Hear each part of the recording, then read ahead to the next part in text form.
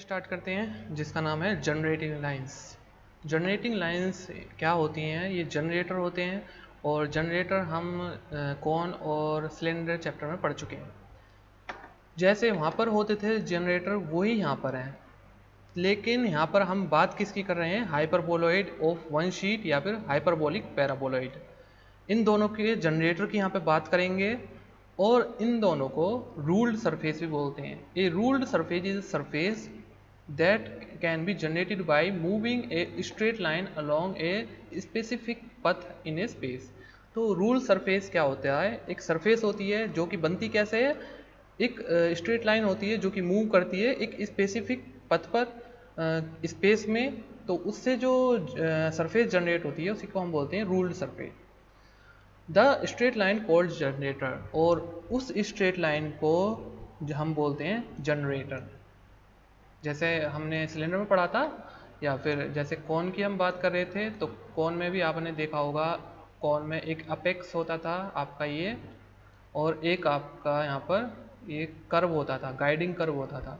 इस कर्व के ऊपर और इस अपेक्स से एक लाइन पास होती थी और लाइन ऐसे घूमती थी, ठीक है।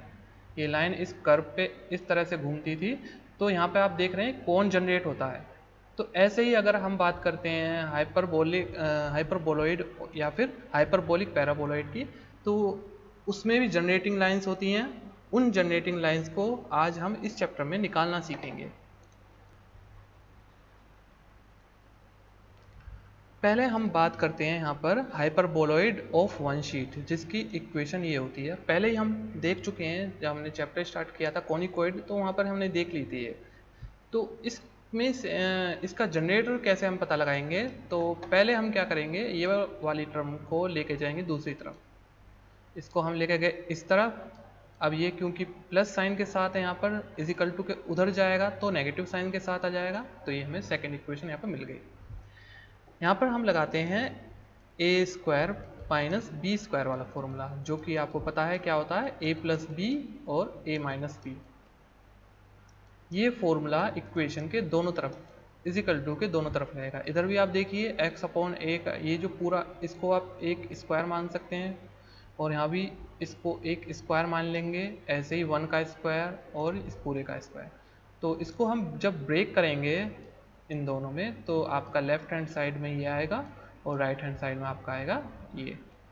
अब यहाँ पर आप देखोगे तो आप क्या करोगे, यहाँ पर इस पार्ट को और यहाँ पर माइनस के साथ हम प्लस वाला पार्ट ले लेंगे और उसके साथ लैम्डा, तो ये आपकी एक लाइन होगी। और इस वाले पार्ट को आप इसके साथ लिख लोगे तो ये आपकी दूसरी लाइन होगी। यहाँ पे म्यू इसमें मल्टीप्लाई कर लेंगे। ये तो था हमारे किसके लिए, हाइपरबोलॉइड के लिए। अगर हम पैराबोलॉइड की बात करते हैं यहाँ पर, तो उसकी इक्वेशन ये होती है, हमने पीछे चैप्टर में देखा था, वही काम करेंगे। इधर आपका यहाँ पर फॉर्मूला लगाएंगे, इसको पूरे को ए स्क्वायर मान लेंगे, इस पूरे को बी स्क्वायर मान लेंगे। ये वाला फॉर्मूला लगाया, सेकंड स्टेप में आ गए। और अब हम क्या करेंगे, सेकंड स्टेप में लैम्डा से मल्टीप्लाई और डिवाइड कर देंगे। तो एक बार जो है इस 2 को लैम्डा के साथ और इस 2 को लैम्डा में ही मर्ज कर देंगे, मतलब कांस्टेंट है तो पूरा ही हमने इसको कांस्टेंट मान लिया 2, और यहाँ पर लैम्डा एक साथ ही लिख लिया, तो लैम्डा ही ले लिया हम यहाँ पर। लैम्डा z हो गया, और दूसरी इक्वेशन आपकी यहाँ पर आ जाएगी z 1/2 लैम्डा 1 लैम्डा। तो ये आपके पैराबोलॉइड के जनरेटर आ गए। अब हम क्वेश्चन करेंगे इस पे बेस्ड। क्वेश्चन लेते हैं अब जनरेटिंग लाइंस पर। पहला क्वेश्चन है इक्वेशन ऑफ जनरेटिंग लाइंस। ये आपको हाइपरबोलॉइड दिया हुआ है, इसकी 2 जनरेटिंग लाइंस आपको निकालनी है। पहली वाली तो इस पॉइंट से पास हो रही होगी और दूसरी वाली इस पॉइंट से।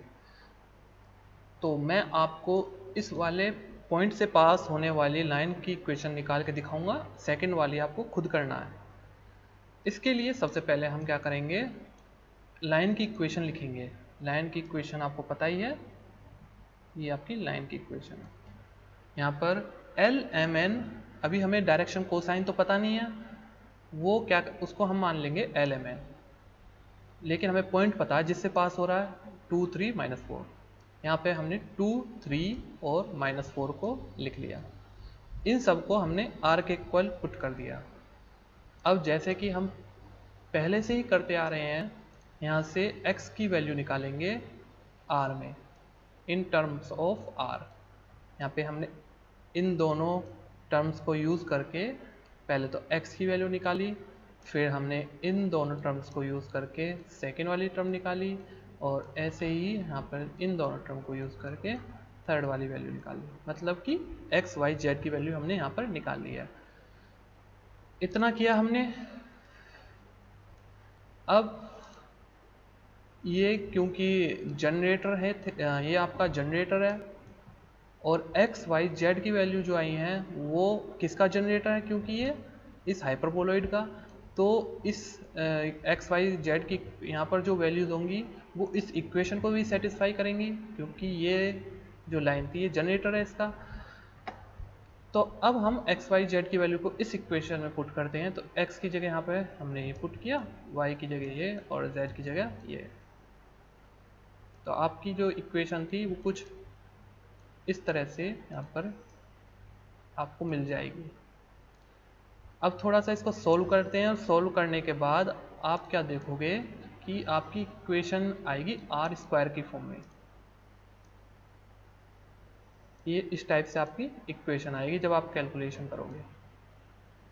अब यहाँ से आप r को कॉमन निकाल लोगे। आप देख रहे हो इधर भी r है और इधर r स्क्वायर है, तो एक r आपने कॉमन निकाल लिया। अब यहाँ पर आता है नेक्स्ट स्टेप। इसमें क्या बोला है कि r की सभी वैल्यू के लिए ये कंडीशन सेटिस्फाई होनी चाहिए। r की सभी वैल्यू के लिए हम क्या मान लेंगे इसको, इस इक्वेशन को आइडेंटिटी मान लेंगे। आइडेंटिटी क्या होता है कि ऐसी इक्वेशन जिसमें कि सारी वैल्यू सेटिस्फाई हो जाए, जो कि यूनिवर्सल हो। तो ऐसा कब हो सकता है कि इसमें r की वैल्यू आप कुछ भी रख लें और वो जीरो आए। तो ये तो तभी हो सकता है जब आपका ये पार्ट भी जीरो हो और ये पार्ट भी जीरो हो, तभी पॉसिबल है। क्योंकि ये जीरो हो जाएगा, ये जीरो हो जाएगा, तो पूरा ब्रैकेट आप देख रहे हो जीरो हो जाएगा। तो अब आप चाहे r की वैल्यू कुछ भी रख लो, वो जीरो ही होगी। तो अब यहाँ से हम क्या करेंगे, पहले तो हमने इस टर्म को जीरो मान लिया, इजिकल टू जीरो, ये हमने यहाँ पे लिख लिया। ऐसे ही इस टर्म को हमने जीरो मान लिया और इसको यहाँ पर लिख लिया।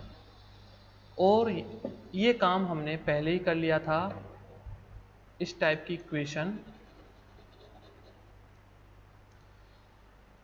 ठीक है, इनको सॉल्व करना है वो आपको।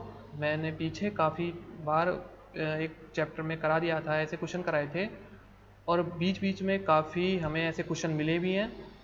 तो उसी तरह से इसको सॉल्व कर लेंगे एल एम एन की वैल्यू को, और आपके पास यहाँ पर जो एल की वैल्यू आएगी वो 1 m 0 और n की वैल्यू -2। ये जो वैल्यू आई हैं इसको रखोगे आप मेन यहाँ पर, जो हमने शुरुआत में लाइन की इक्वेशन लिखी थी। यहाँ पे L की वैल्यू आप क्या रखोगे 1 0 एंड -2, और ये जो आपकी इक्वेशन आएगी ये आपका जनरेटर हो जाएगा, जो कि इस पॉइंट से पास हो रहा है। अब आपको क्या करना है, ये तो इस पॉइंट के लिए था, अब आपको सेकंड पॉइंट के लिए सेम ऐसे ही बिल्कुल सेम प्रोसीजर यहाँ पर अपनाना है। और बस आपका यहाँ पे डिफरेंस जो आ जाएगा, ये पॉइंट चेंज हो जाएंगे, और इन पॉइंट चेंज होने की वजह से जहाँ जहाँ भी चेंजेस हुए हैं वो हो जाएंगे, और लास्ट में आपको एक जनरेटर मिल जाएगा। तो ये वो जनरेटर होगा। इसका आंसर मैंने यहाँ पे लिख दिया है। आप देखोगे कि जब आप इसको इसी तरह से सॉल्व करोगे तो ये आपका इक्वेशन आपको मिल जाएगी। अब आपको यहाँ पर दो क्वेश्चन दिए गए हैं, ये आपको खुद करने हैं। आपको इक्वेशन दी गई है यहाँ पर सरफेस की, साथ के साथ आपको जिस पॉइंट पर जनरेटर निकालना वो पॉइंट दिया गया है। तो दो क्वेश्चन यहाँ पर हैं, इनको आप जैसे मैंने ऊपर क्वेश्चन किया था वही सेम प्रोसीजर यहाँ पर लगाना है, और आपको यहाँ पर जनरेटर मिल जाएंगे। अब हम नेक्स्ट क्वेश्चन की तरफ चलते हैं। यहाँ पर भी आपको इक्वेशन ऑफ जनरेटिंग लाइंस, और ये जनरेटिंग लाइंस थीटा और फाई से पास हो रहा है। आपको हाइपरबोलॉइड दिया है और आपको ये बोला गया है कि जो जनरेटिंग लाइंस होंगी उसकी इक्वेशन ये है। तो फाइनली आपको जनरेटिंग लाइंस निकालनी है और उसकी इक्वेशन ये आनी चाहिए लास्ट में, ठीक है। तो इसके लिए कैसे हम स्टार्ट करेंगे इस क्वेश्चन को? सबसे पहले तो हम पॉइंट लेंगे, कोऑर्डिनेट लेंगे ऑफ ए पॉइंट ए जिसको हमने ए माना है, और कोऑर्डिनेट क्या होंगे उसके, ये, क्योंकि हम क्या ले रहे हैं, दो एंगल हैं यहाँ पर, थीटा और फाई। अब ये आपको याद रखना होगा, और याद रखने से अच्छा है कि आपको ये क्वेश्चन में ही दिया गया है, आप वहाँ से थोड़ा सा आइडिया लगा सकते हैं।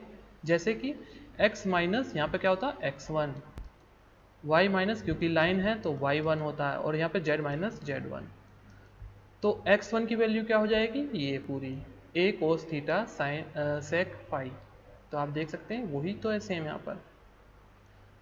पर y1 की वैल्यू क्या होगी, b sine theta sec phi, ये रही।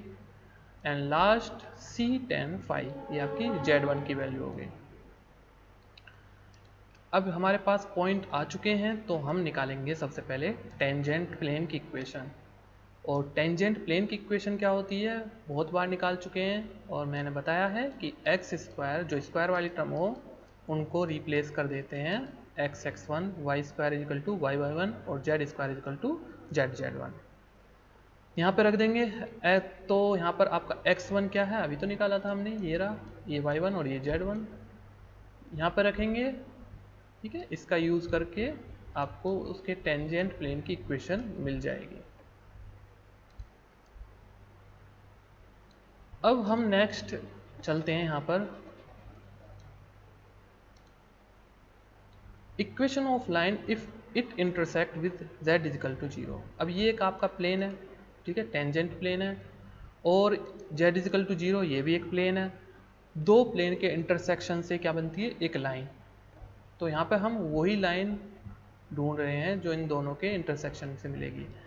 तो कैसे करेंगे इसको, z इजिकल टू 0, यहाँ पर z वाली जो टर्म है उसको 0 पुट कर दीजिए, तो ये पार्ट आपका क्या हो जाएगा, 0। तो आप देखोगे यही बचेगा सिर्फ, ठीक है, ये प्लेन बचेगा इतना, और ये प्लेन और z इजिकल टू 0 एक लाइन की इक्वेशन है। दोनों को अगर हम कंबाइन देखें तो एक लाइन की इक्वेशन है। इसके बाद we know that line through a make by intersection of hyperboloid and tangent plane। अब देखिए अगर हम एक कोण भी देखते हैं,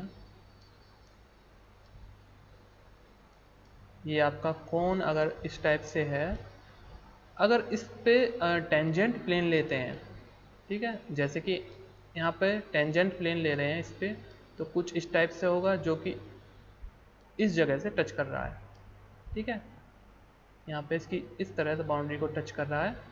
तो आप देख रखे हैं, आप यहाँ पे देख सकते हैं कि कोण और प्लेन जहाँ जहाँ टच कर रहा है तो एक स्ट्रेट लाइन में उसको टच कर रहा है यहाँ पर, ठीक है, वो एक स्ट्रेट लाइन है। तो वही बात यहाँ पर बोली है कि ये हाइपरबोलॉइड और आपका जो टेंजेंट प्लेन है, ये जो इंटरसेक्ट कर रहे हैं, इंटरसेक्ट एक मतलब कि टेंजेंट प्लेन जहाँ जहाँ इसको टच कर रहा है तो वो वहाँ पर एक लाइन जनरेट होगी। नेक्स्ट काम क्या होगा, हम यहाँ पर z इजिकल टू 0 जो प्लेन ले रहे थे उसको इस इक्वेशन में रख देंगे, जो आपका हाइपरबोलॉइड है इस इक्वेशन में रख देंगे। तो आपके पास क्या बचेगा, ellipse x square upon a square plus y square upon b square is equal to 1। तो ये चीज़ आपका यहाँ पर बचेगी। अब ये जो इलिप्स आया है इस पर दो पॉइंट लेते हैं हम, एक ये और एक ये, ठीक है। अब इन दोनों से पास होने वाले प्लेन की इक्वेशन वो निकालेंगे। उसके लिए आप क्या करोगे, रिजल्ट याद रखोगे, ठीक है, ये चीज़ आप याद रखोगे। ये वैसे तो थोड़ा सा कैलकुलेशन करके आता है, लेकिन हम उसका डायरेक्ट यहाँ पर रिजल्ट यूज़ करेंगे तो हमें ये मिल जाएगा इक्वेशन, ठीक है। और ये इक्वेशन, ये जो हमें यहाँ पर इक्वेशन मिली है, और ये जो आपने यहाँ पर निकाली थी इक्वेशन, दोनों सेम ही है, ठीक है। तो ये इक्वेशन थोड़ा सा मॉडिफाई करके मैंने यहाँ पर लिख दिया है इसको, ये मतलब sec फाई उठा करके इधर ले गए हैं तो ये cos फाई हो जाएगा। अब इन दोनों को कंपेयर करेंगे तो आप देखोगे कि यहाँ पर थीटा और यहाँ पर क्या है phi plus alpha plus beta, और यहाँ पे थीटा की वैल्यू क्या है एल्फा प्लस बीटा, और यहाँ पे फाई की वैल्यू क्या है एल्फा माइनस बीटा।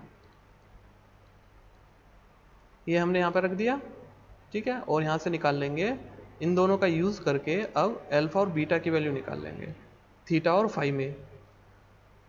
अब आगे हम A P and A Q R two generator through A, यहाँ पर ए पी और ए क्यू दो जनरेटर हैं और दोनों कहाँ कहाँ से पास हो रहे हैं।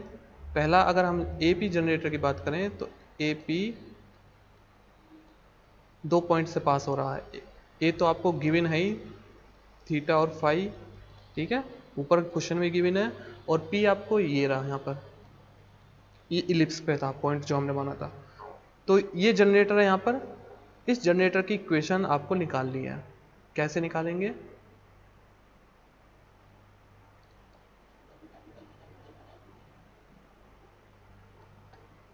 इसके लिए अब आपको देखिए यहाँ पर पॉइंट तो आपको पता है,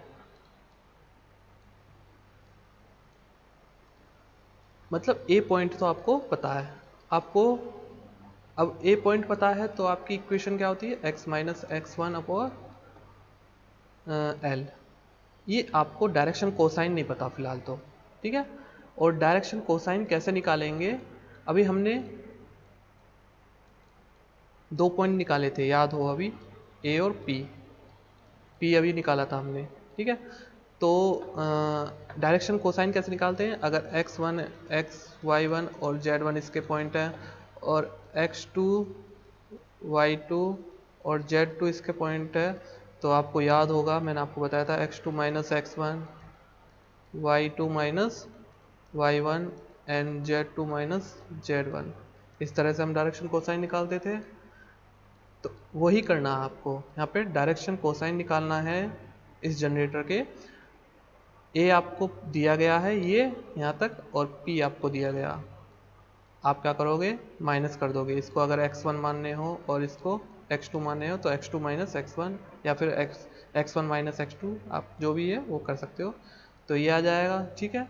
इसके बाद थोड़ी सी आपका इस स्टेप के बाद आप क्या करोगे अल्फा की वैल्यू, ठीक है, जो हमने निकाली थी थीटा प्लस फाइव वो रख दोगे। तो यहाँ पे हमने ये रख दिया, ठीक है, इस जगह ऐसे यहाँ पर भी रख दिया। अब आपको याद होगा cos x प्लस वाई का फॉर्मूला, ठीक है, वो एक तो वो अप्लाई करना है, साथ के साथ ये जो इक्वेशन है इस इक्वेशन को cos फाई sin फाई से मल्टीप्लाई कर देना, ठीक है, cos phi over sin phi से। तो मैंने यही किया है, देखिए आप पहली टर्म में cos फाई और sin फाई से मल्टीप्लाई कर दिया, ऐसे ही यहाँ पर किया और ऐसे ही इधर किया, ठीक है, यहाँ पर भी हमने यही किया। और यहाँ पे cos फाई और sin फाई cot फाई होता है, ठीक है, आपको पता होगा। और cot फाई को tan फाई के साथ मल्टीप्लाई करेंगे तो ये 1 होता है, ये भी आपको पता होगा ट्रिग्नोमेट्री फॉर्मूले में, ठीक है, क्योंकि ये cot फाई को हम ये लिख सकते हैं ना tan phi 1 upon tan phi, ये लिख सकते हैं। तो tan से tan कैंसिल हो जाएगा आपका, tan से tan कैंसिल हो गया तो 1 आ गया। तो ये लास्ट वाली टर्म तो इस तरह से आपकी 1 हो जाएगी, ये वाली, ठीक है, ये जो माइनस किया है। इसके बाद आप इसको एक्सपेंड करोगे cos का फॉर्मूला लगा करके, cos x प्लस वाई का आपको पता होगा, cos x प्लस वाई क्या होता है, cos x cos y minus sine x sine y, ये वाला आप यहाँ पर साइन y, ये वाला फॉर्मूला आप यहाँ पर लगाओगे और cos फाई की मल्टीप्लाई करोगे तो ये टर्म कुछ इतनी लंबी सी आपको मिल जाएगी। सेम प्रोसीजर इधर अप्लाई करना है। साइन का फॉर्मूला आपको पता ही होगा, साइन एक्स प्लस वाई क्या होता है, इसको भी देख लीजिए, sine x plus y is equal to sine x cos y, क्योंकि बीच में प्लस आ रहा है तो प्लस ही आएगा, और कॉस एक्स साइन वाई, ये यहाँ पर लगाएंगे कॉस एक्स साइन वाई, इसको इधर लगाया। अब इनको थोड़ा किया हमने सिंप्लीफाई, ठीक है, जो कट रहा है उसको काट दीजिए और अगर कोई फॉर्मूला लग रहा है उसको फॉर्मूला लगा करके लास्ट में आपको यहाँ पर ये टर्म मिल जाएगी। आपको इस फॉर्म में बनाना, ठीक है, दोनों को इस फॉर्म में बनाने के बाद अब आप देख रहे हो ये अभी मैंने आपको फॉर्मूला लिखाया था, ठीक है, ये cos theta sine theta cos phi plus cos theta sine phi, क्या किसका फॉर्मूला होता है, साइन थीटा प्लस फाई का। ऐसे ही ये आपका cos theta cos phi minus sine theta sine phi, ये आपका किसका फॉर्मूला होता है, कॉस थीटा प्लस फाई। तो आपको यहाँ पर लास्ट में एल एम और एन की वैल्यू मिल गई, ठीक है। x1 y1 और z1 आपको पता ही है, ये आपके x1 है, ये आपका y1 हो और ये आपका z1 है। लाइन की इक्वेशन के लिए क्या क्या ज़रूरी होता है, x minus x1 over l, y minus y1 over m and z minus z1 over n। सारी वैल्यू को पुट कर दीजिए और आपको फाइनली यहाँ पर ये इक्वेशन मिल जाएगी। ये वाली इक्वेशन यहाँ पर ए पी की इक्वेशन मिल जाएगी। ये तो था ए पी। इसी प्रोसीजर से बिल्कुल जैसे सेम मैंने ऊपर किया था, आपको ए क्यू के यहाँ पर वैल्यू यहाँ पर इक्वेशन निकालनी है, ठीक है। जो ए क्यू लाइन है उसकी इक्वेशन निकाल लोगे तो वो ये आ जाएगी और इसी तरह से आपका यहाँ पर एक क्वेश्चन होता है सॉल्व।